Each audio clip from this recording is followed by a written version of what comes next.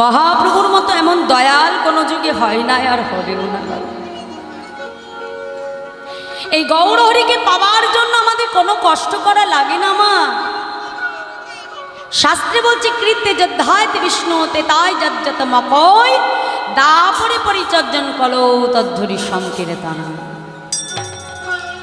সত্যযুগে ভগবানকে পাওয়ার উপায় ছিল ধ্যান, ত্রেতা যুগে ভগবানকে পাওয়ার উপায় ছিল যাগযজ্ঞ,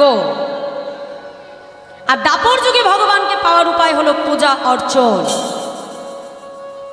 কিন্তু কলিযুগে আমার মহাপ্রভু দেখলেন যে আমার কলির জীবের এত সময় হবে না যে তারা ধ্যান তপস্যা যাগযজ্ঞ করে তারা ভগবানকে ডাকবে।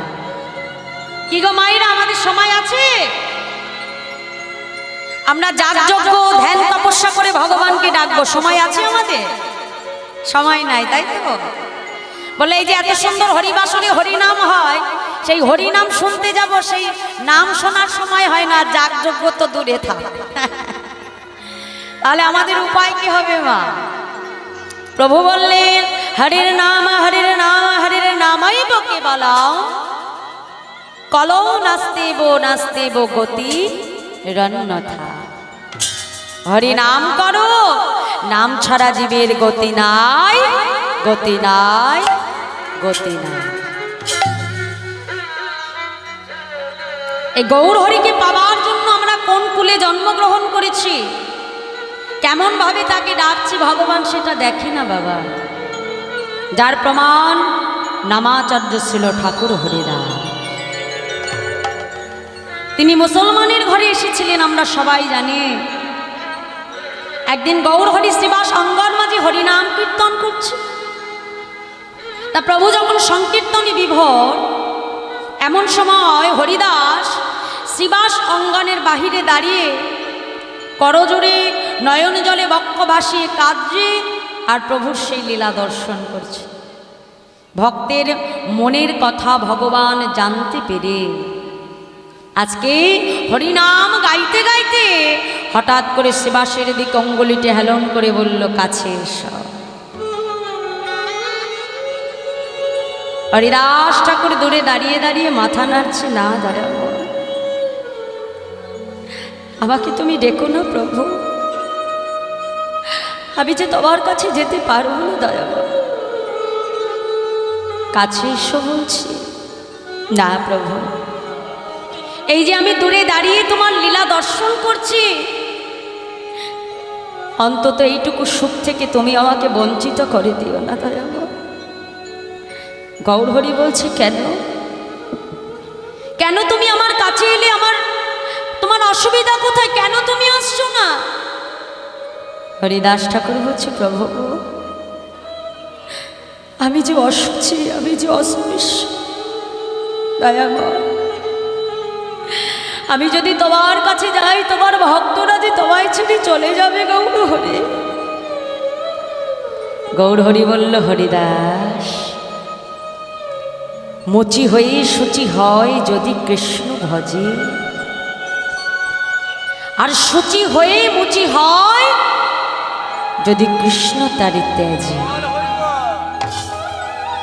যে বদনে তুমি সদা সর্বদা হরি নাম করো, যে হৃদয়ে সদা সর্বদা তোমার নামের স্ফুরণ হয় হরিনাম, সেই দেহ কখনো অশুচি হতে পারে না হরিদা। কাছে এসো, কাছে এসো বলছি। গৌর হরি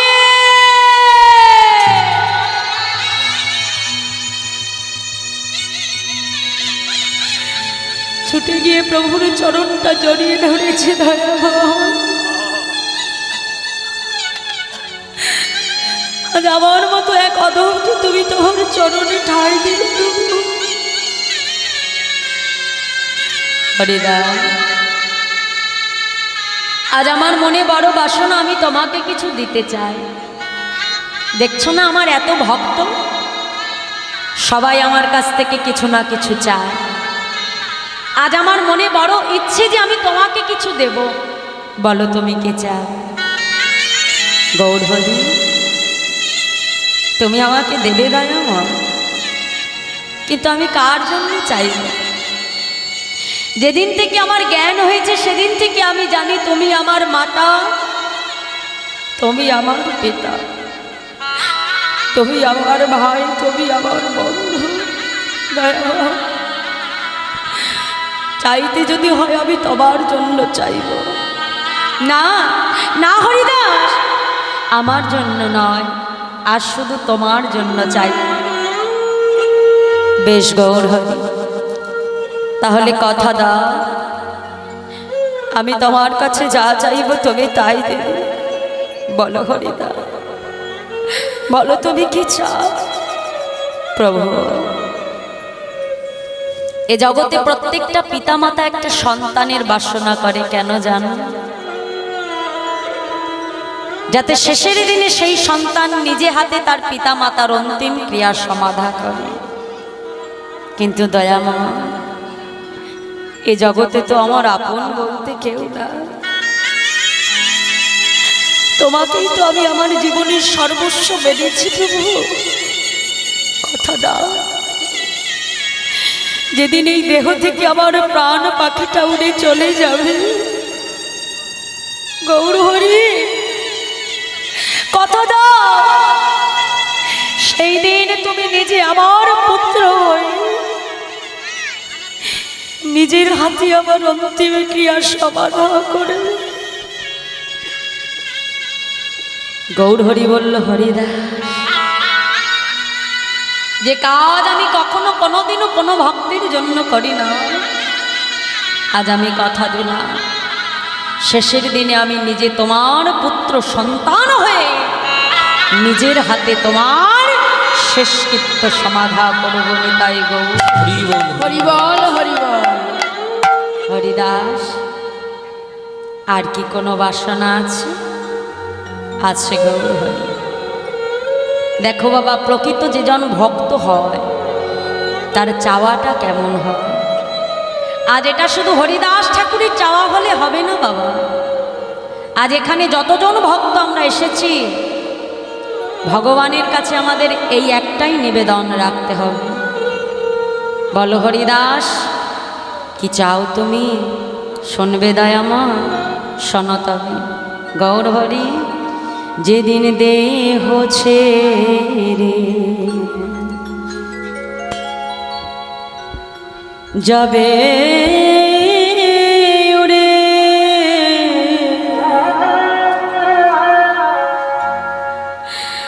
আমার পরাণ পাখি, ভগবানের কাছে নয়ন জলে বক্ষবাসী কেঁদে কেঁদে বলতে হবে, প্রভু গো, সারা জীবনের সংসারের জন্য অনেক চেয়েছি দয়া গো, কিন্তু আমার তোমার কাছে শেষের দিনে একটাই নিবেদন, যেদিন এই দেহটা ছেড়ে আমি চলে যাব, কথা দাও প্রভু, সেদিনে যাবার সময়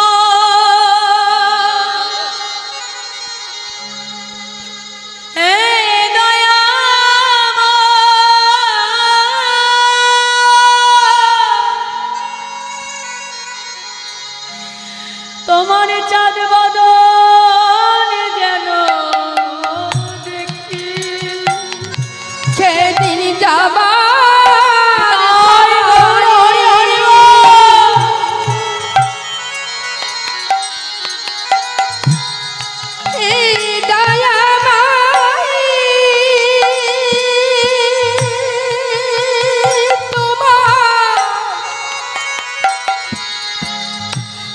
বদন যেন দেখি, ও সেদিনে যাবার সময় হে দয়াময়, তোমার চাঁদ বদন যেন দেখি। আর কিছু